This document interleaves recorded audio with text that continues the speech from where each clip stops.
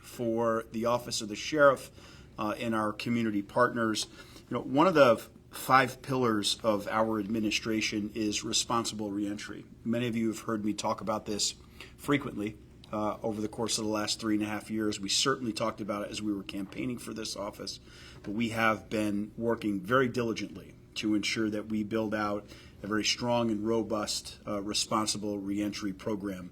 And today we're announcing a brand new partnership with ACBC to expand services within the confines of the correctional facility. The undersheriff and I talk a lot about public safety. We talk a lot about the safety and security of the people of Broome County who are living, working, and raising their families here. And of course we talk about that from the perspective of proactive law enforcement. But we're also talking about that from the perspective of addressing the needs of the people who find themselves incarcerated. We recognize that the best posture to have in administering this office when it comes to the incarcerated is to meet people where they are and give them the tools that they need to be successful if we are to ensure that they're not going back out into the community upon release and reoffending. That, of course, should always be our goal in administering this office, and I would like to think that today announcing the new partnership is another great step in that direction.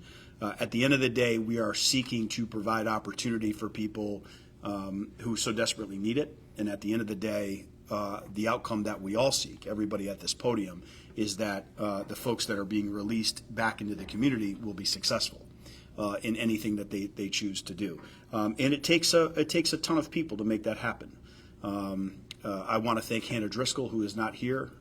She is the Forensic Services Program Coordinator, kind of like an air traffic controller for programmatic opportunities within the confines of the facility. Hannah is doing a remarkable job for us, and we're grateful to have her. We're joined by Carmela Pirich, who you're going to hear from the Addiction Center of Broome County. You'll also hear from Amanda right after Carmela. And then, of course, I'm going to ask Penny Stringfield, who you all know is a dear friend of mine, but also, most importantly, she's the chairwoman of the Reentry Task Force that we formed in 2022 before we took office. So with that, Carmela, I'll ask you to come to the podium and offer some thoughts. ACBC is excited to be able to expand upon the substance use treatment and peer services at the Broome County Correctional Facility. Too often we know that jails can become de facto treatment centers without the resources or the culture they need to help. The Broome County Correctional Facility is demonstrating a commitment to change and prioritizing care for people who need help, an approach that will reduce recidivism and improve public safety. ACBC's team will fill in gaps in existing services, offering trauma-specific interventions, cognitive behavioral therapy, and peer support. Our peers are here today and ready to start. These are all nationally recognized evidence-based interventions. The peers will be able to support individuals inside and leaving the facility, getting connected to resources quickly. ACBC appreciates the opportunity to be a part of meaningful efforts to break cycles and address the needs of the community. Thank you. Ben, do you want to step right up? Sure. Over the past several years, ACBC has successfully utilized contract funding to embed a peer advocate within the Broome County Jail. Building on the success and positive outcomes of this initiative, we are excited to expand these services by increasing staffing to 2 peer advocates and adding a dedicated clinician to support incarcerated individuals. The initial pilot demonstrated the presence of a peer advocate within the jail is not only effective, but an essential component of providing recovery support, harm reduction education, engagement for incarcerated individuals. In addition, peer advocates have become a valuable resource to the Broome County Corrections staff by offering expertise in substance use disorders, recovery, and harm reduction principles. Peer advocates are individuals with lived experience with a substance use disorder. Expanding this multidisciplinary approach will strengthen continuity of care, improve engagement in treatment and resource recovery sources, and help reduce recidivism among individuals with substance use disorders as they transition back into the community. We look forward to continuing and strengthening our partnership with the Broome County Sheriff's Office as we enhance our ability to provide comprehensive, person-centered, recovery-oriented services before, during, and after incarceration. I want to raise just a point before Penny speaks. I think it's incredibly important for us to recognize the importance of peer-based or peer-led initiatives. As Amanda just said, we in essence piloted this, right, for a period of time, and it was widely successful. When that pilot ended, and Al was no longer here, I mean, people were like yearning for him. Where's that? What happened to Al? Where's Al? And the reality is, and I had this conversation with Amanda last week on a separate issue. I think from the administration standpoint, we recognize that probably we're not always the best person to deliver a message, even if it's a message of goodwill and hope. Of course, we can set the stage to ensure programs like this are successful, but the success belongs to the peers who are doing the work, and we're incredibly excited to have both Jessica and Al come back into the facility along with their counterparts to be doing this work, because as Amanda said, during the pilot we saw significant success in the work that they were doing. With that, Penny, I'm sorry, I just had to get off my mind. That's all right. Hi, I'm Penny Stringfield, and as the sheriff said, I am the chair of his Reentry task force. When the sheriff decided to run for election and asked for my support, one of the things that was very important to me was that we saw more opportunities for rehabilitation in the jail. He shared with me his platform, and that was very clear. And from the day we started working on this, that is exactly what has happened. One of the first people that I brought to the table to meet with the sheriff was Carmela from ACBC, because I had witnessed firsthand their boots on the ground and their commitment to people that are suffering from substance use disorder. I think everyone's pretty much stated what we're doing, why we're doing it. I will reinforce the whole Ale story. Not only is Ale, well thought of by the incarcerated, but he's done his best to build relationships with the corrections officers too, which is really important. And the best part is hearing that when people leave, they continue to connect with this organization, because that's what's important. We need to make sure when people leave here, we've helped them have the tools they need to do better and not come back. So I'm just very excited and proud. I'm very thrilled to now have a female peer. That's been a little bit lacking, and now that we have the funding for that, I think we're off to a great start with this program. Thank you. So Carmela, we finally did it. I know it was long conversations in the making, and again went through a pilot period. I would be remiss too if I did not thank members of the legislature and the county executive for their support. Oftentimes we put forth initiatives that require significant dollars to make that happen. We're using some existing funding this year for the balance of the year, but then we're budgeting accordingly as we move forward to ensure that the program is here in perpetuity, because we recognize that we recognize the value of having a program like this. The last thing I'd say, and then I'll take your questions, is I think one of the things we've experienced, the undersheriff and I, and the command staff since being here is there throughout the course of history, I think there have been a significant amount of community-based providers who sought access in the facility, right? Because they really are the foremost experts in the work that they do. We're not necessarily experts in their fields. And I think one of the easiest things that the undersheriff and I have done over the course of the last 3.5 years is open the door and said yes. Like allow organizations like the Addiction Center of Broome County to come in with their professionals and help people create those opportunities for success. So today's a pretty big day for us, because we've been talking about this for a very long time, and we are now seeing the fruits of the labor, so to speak, and we're excited for what the future holds. With that, I'll take your questions. So the pilot, how long of a period of time was that, and had there been any sort of official addiction services provided to inmates prior to that pilot? Yeah, so I'll say this, and then Carmel, I'll have you answer the question specifically. But I think what we recognized when we first got here was there really was 80% of the population has a substance use disorder, right? And there was for a very long time kind of like this piecemeal approach to services. And there really wasn't a ton of folks who had access to the facility.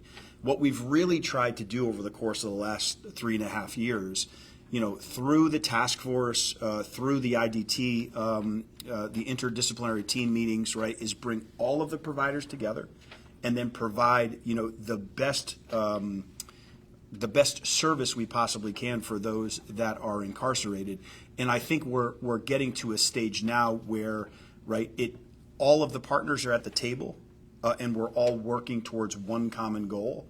And I think that's probably been one of the greatest benefits, of bringing everybody together. Everybody plays a very important role, but now it's, I think, being applied in a very consistent manner where Carmela understands that maybe there's another provider here that is doing X, and she can supplement that, or she can work around that, or they can work together to provide a better service. So, again, I think there were many moving parts, and we're getting to a place now where everybody's kind of coalescing around one another, and we all have the same mission, and we're all executing it or rowing in the same direction, so to speak. You want to speak just about? Our pilot was about a quarter, our pilot was about a quarter, so I think our peak services, we had in 1 month 105 peer services. So this really centered around the work of Al and his ability to connect with the population and with the team here. So that we thought was an amazing start and a reason to really try to see what could we put together in a more sustainable way, and also to work more directly with the female population and provide a female peer. Gotcha. So by quarter, you mean 3 months? Okay, so it was 3 months out of last year that Yes. this went? Okay. Mm-hmm. And obviously having the female advocate is a significant advancement. Are there any other sort of new services or approaches that you're looking to employ that came out of that pilot experience? So, not part of the pilot experience, we are also adding a clinician to provide group therapy every day.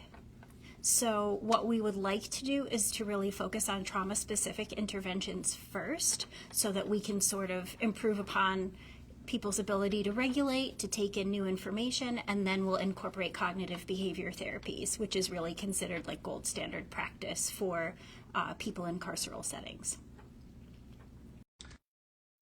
That incarcerated people, weren't getting access to appropriate medicines, right? Or they weren't being seen by a clinician. There was no follow-up care. So while we have been working on that consistently over the last 3.5 years, this missing piece, right, of group therapy, really it has been just that. It has been missing. It's been lacking. And again, I'm happy to say now that we have these pieces in place, that will no longer be lacking. And I think we're, what did you say? Continuity of care, I think is the way you described it. I think now what we have with bringing all of these pieces together really is this continuity of care where we're addressing people's needs, right? We don't think about release the day people are being released. We actually start to think about it the day they walk into the facility. We start to plan for one's release the day they come here. And the greatest and most important thing, and you heard someone else said it, is if Jim Smith gets out today and he has a really great relationship with Al's going to stay connected to him and ensure that Jim can continue. And I made that name up, so ensuring that Jim can be successful in whatever it is that he's doing when he's back out into the community. And I think that's just such an important piece to this entire equation. Can I add something? Please. I just remembered this based on something you said. When we formed this task force, one of the initial people that was on the task force was a woman whose daughter who had been in and out of jail. And she was a nurse. And she said, why can't you follow the same model that they do in hospitals? So that as soon as you're here, as soon as you go into a hospital, you have a case manager. and they're already planning for what they're going to do for you when you're released. And the sheriff jumped right on that and said that is the model that we should have, and this is going to help us with that even more. And you're going to be busy because the female population here is really, it has grown significantly. It's exploded, frankly. Do you know the number off the top of your head today? I mean, you know, nearly 70 females here, which is very, very high for us. Any other questions, folks? With the clinician itself, how are appointments going to be made? Is this going to be, an incarcerated person reaches out to someone, or I guess how is that system going to work? So we can offer assessments to determine, what are people's needs individually. They can meet with the clinician on a one-on-one basis if they're open. More successful services for people incarcerated in carceral settings. The services should be voluntary, so we can't require or force anyone, but we know that there's a need, there's a desire, so groups will be offered daily. Is there an hour, like an operating hours that it's going to be? So we aim for 90 minutes. It gives people an opportunity to sort of get grounded in the group, have some time for introduction, have some time for closure for things that, we want people to have the ability to sort of process and regulate before they leave the therapeutic space. Yeah, are there hours for operating hours daily for this? We'll coordinate with the team so that it's easier for everyone involved. Mm-hmm. I think in our job in that, right, is to ensure that there are no barriers in the way of the team doing their work, right? So recognizing that we need to be flexible in ensuring that this, the space and the appropriate space and the appropriate time is available to the folks who are doing the work. One of the things we're super proud of here is the streamlining of requests. You talk specifically about, how will people have access? One of the things we did here was streamline the way the incarcerated population can make requests of the facility or people who work within the facility. It's all tracked, and it's not uncommon when you were here during the pilot, right, to read these requests daily, and an incarcerated individual would write, send Al my way. I need to talk to him about something, and then those requests are funneled in the appropriate way to the proper people, and then they're being seen that way as well. I don't know if this is just something, a misconception perhaps, but I guess I've always assumed that a certain number of people who have substance use disorders who land in jail are suddenly faced with involuntary withdrawal. I don't know how often that actually does happen, but is it a situation also when folks maybe land in the medical unit with these sort of symptoms?